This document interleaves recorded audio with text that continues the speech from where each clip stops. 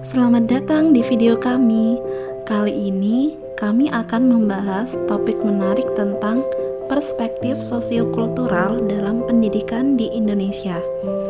Dalam video ini, kami juga akan mengkampanyekan praktik baik penerapan scaffolding untuk mendukung pembelajaran peserta didik. Saksikan bagaimana strategi ini diterapkan secara efektif untuk membantu siswa mencapai potensinya. Jangan lupa untuk menyukai, berkomentar, dan membagikan video ini. Selamat menyaksikan. Pengertian scaffolding dan CPD. Scaffolding adalah sebuah strategi dalam pendidikan di mana guru memberikan bantuan atau dukungan sementara kepada siswa untuk membantu mereka memahami atau menyelesaikan tugas yang sulit. Istilah Zone of Proximal Development atau CPD atau zona perkembangan proksimal atau CPP dikenalkan oleh Vygotsky dan memberikan gagasan mengenai jarak antara tingkat perkembangan aktual untuk memecahkan masalah secara mandiri dan tingkat perkembangan potensial ketika memecahkan masalah di bawah bimbingan orang dewasa atau dalam kolaborasi dengan teman sebaya yang lebih mampu. Dalam penerapan CPD tidak lepas dengan konsep scaffolding yang dimaknai dengan bantuan yang diberikan oleh orang yang lebih terampil atau dalam hal ini adalah guru kepada peserta didik dalam menuntaskan tugas awal yang tidak mampu diperoleh secara mandiri menurut Fajriani et al. Tahun 2021. Ketika peserta didik mempelajari sebuah tugas baru, maka perlu adanya bantuan untuk menyelesaikan tugas tersebut.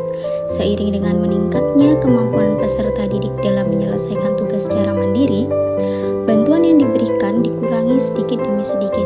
Dalam hal ini, peran scaffolding dapat digunakan oleh peserta didik untuk mencapai batas dari CPD.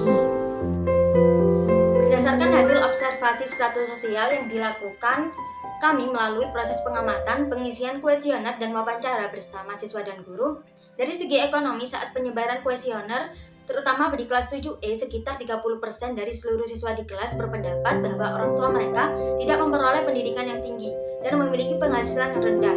Pada pertanyaan yang lain, siswa mengisi bahwa sebanyak 50% dari jumlah keseluruhan orang tua mereka memiliki penghasilan yang tidak menentu dan sebanyak 7% dari orang tua mereka tidak memiliki kendaraan pribadi dalam artian kendaraan bermotor dan tidak tinggal di rumah sendiri. Lalu, dari segi status sosial, hampir keseluruhan siswa menjawab bahwa orang tua mereka merupakan anggota masyarakat biasa dan tidak memiliki jabatan yang tinggi di masyarakat. Status sosial dan ekonomi tersebut berpengaruh terhadap hasil belajar siswa dan penerapan scaffolding yang akan dilaksanakan pada saat kegiatan pembelajaran di sekolah. Status sosial dapat mempengaruhi kepercayaan diri siswa. Siswa dari status sosial rendah mungkin kurang percaya diri dalam meminta bantuan, sehingga guru perlu memberikan scaffolding lebih aktif. Siswa dengan status sosial rendah mungkin membutuhkan dukungan emosional dari guru karena mereka sering menghadapi tantangan di luar lingkungan sekolah yang mempengaruhi fokus belajar. Guru perlu memastikan bahwa semua siswa memiliki kesempatan yang sama untuk berkontribusi dalam kelompok. Siswa dengan status sosial lebih tinggi atau kemampuan akademik lebih baik dapat dilatih untuk menjadi teman sejawat yang membantu siswa lain menciptakan kolaborasi yang saling mendukung dalam CPD mereka. Selanjutnya, strategi dan penerapan scaffolding pada materi suhu dan kalor kelas 7E. Strategi dan penerapan scaffolding pada materi suhu dan kalor kelas 7E dilakukan melalui beberapa tahapan. Yang pertama, yaitu menentukan Zone of Proximal Development atau CPD melalui tes kemampuan awal dan pertanyaan pemantik, di mana peserta didik akan menjawab pertanyaan yang diberikan oleh guru. Selanjutnya, guru memberikan bantuan tahap awal berupa pemahaman singkat mengenai materi yang akan dipelajari. Pada tahap ketiga, yaitu dilakukan eksperimen termometer sederhana dengan memberikan panduan dan contoh kepada peserta didik melalui praktek secara langsung. Selanjutnya, Guru membimbing diskusi kelompok dengan menggunakan LKPD PBL yang telah diberikan kepada peserta didik. Tahap yang kelima, yaitu guru mulai mengurangi bantuan bertahap, yaitu berupa soal LKPD PBL kontekstual untuk perhitungan konversi. Guru mencontohkan lalu mengurangi bantuan tersebut, sehingga anak mulai belajar mandiri mengerjakan soal. Pada tahap terakhir, yaitu guru memberikan umpan balik terhadap presentasi yang disajikan oleh peserta didik.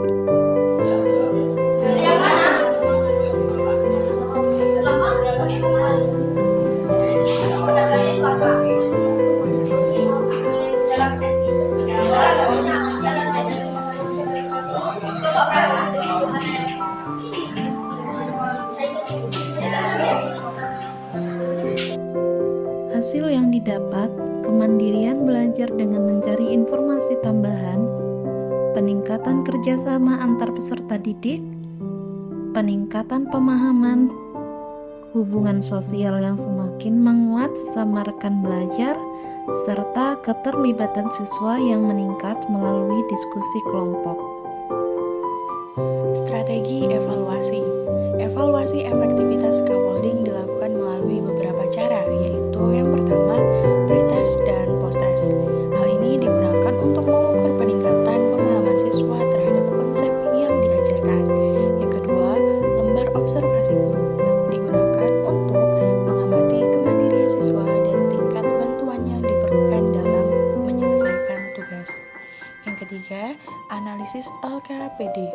Menilai keakuratan jawaban siswa menggunakan rubrik penilaian.